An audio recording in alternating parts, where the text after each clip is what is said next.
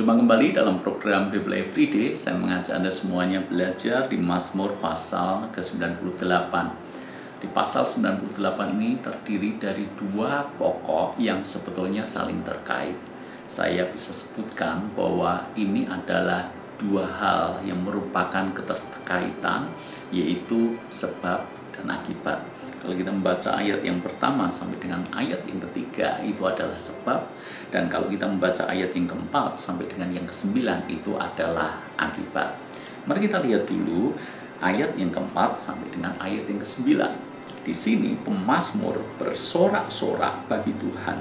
Dia mengajak seluruh bumi melakukannya, bergembira dan bersorak-sorak dan bermazmurlah. Bermazmurlah bagi Tuhan dengan kecapi dan lagu yang nyaring. Dilanjutkan dengan nafiri, sangkakala dan seterusnya. Bahkan pemazmur berkata, biarlah gemuruh laut serta isinya, dunia serta yang diam di dalamnya. Biarlah sungai-sungai bertepuk tangan dan gunung-gunung bersorak-sorai di hadapan Tuhan. Ini merupakan sebuah kegembiraan, sukacita yang melimpah-limpah kepada Tuhan. Itu sebabnya pemazmur tidak hanya mengajak dirinya untuk menyanyi bagi Tuhan, tapi dia juga mengajak umat Tuhan untuk bersorak-sorak bagi Tuhan. Tidak hanya mengajak umat Tuhan, tapi dia juga mengajak bumi dengan segala isinya bersorak-sorai bagi Tuhan. Mengajak gunung-gunung untuk bersorak-sorai bagi Tuhan. Mengajak laut bergemuruh untuk memuji Tuhan. Sebuah bahasa yang luar biasa. Tetapi pertanyaannya, kenapa pemazmur mengajak untuk kita semuanya memuji dan bersorak-sorak kepada Tuhan? Itu adalah akibatnya. Tetapi kalau kita membaca ayat yang pertama dan yang ketiga, maka kita ketemu sebabnya. Karena apa mereka bisa bersukacita sedemikian rupa? Ayat yang ke-1. Nyanyikanlah nyanyian baru bagi Tuhan, sebab ia telah melakukan perbuatan-perbuatan yang ajaib. Keselamatan telah dikerjakan kepadanya oleh tangan kanannya dan oleh lengannya yang kudus. Alasan kenapa pemazmur bersorak-sorai, mengajak umat Tuhan untuk bersorak-sorai, bahkan mengajak laut untuk bergemuruh, mengajak gunung untuk bersorak-sorai, itu karena perbuatan-perbuatan besar yang dinyatakan kepada mereka, terutama bagaimana Tuhan menyelamatkan mereka. Pemazmur ingat bahwa mereka sesungguhnya adalah bangsa yang lemah, bangsa yang kecil. Apalagi mereka berada dalam penindasan bangsa Mesir yang kuat, bangsa Mesir yang besar. Pada waktu itu Mesir bisa dikatakan salah satu negara adidaya. Dan bangsa Israel itu berada dalam penindasan Mesir. Sesungguhnya mau dilihat dari sisi manapun, sangat sulit untuk bisa lepas dari cengkraman bangsa Mesir. Tapi Tuhan setia dengan janjinya. Tuhan membebaskan bangsa Israel dari cengkraman Mesir dengan cara yang sangat ajaib, dengan cara yang sulit untuk dipahami dengan logika manusia.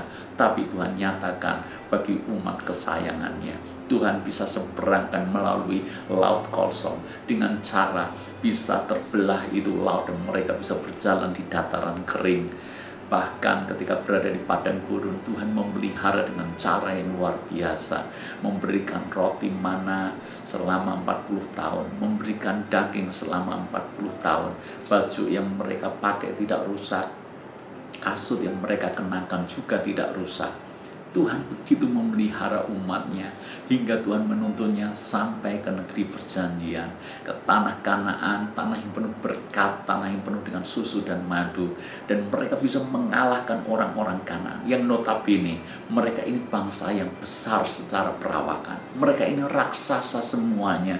Bahkan orang Arba adalah orang yang paling besar di antara para raksasa itu. Tapi umat Tuhan bisa mengalahkan mereka semuanya. Kenapa? Karena Tuhan menyertai. Karena Tuhanlah yang memberikan keselamatan, kemenangan kepada mereka. Itulah alasan kenapa pemazmur mengajak untuk memuji, bersorak-sorai bagi Tuhan. Apa aplikasinya dalam hidup kita?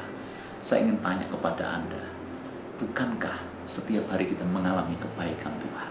Bukankah kita mengalami pemeliharaan Tuhan?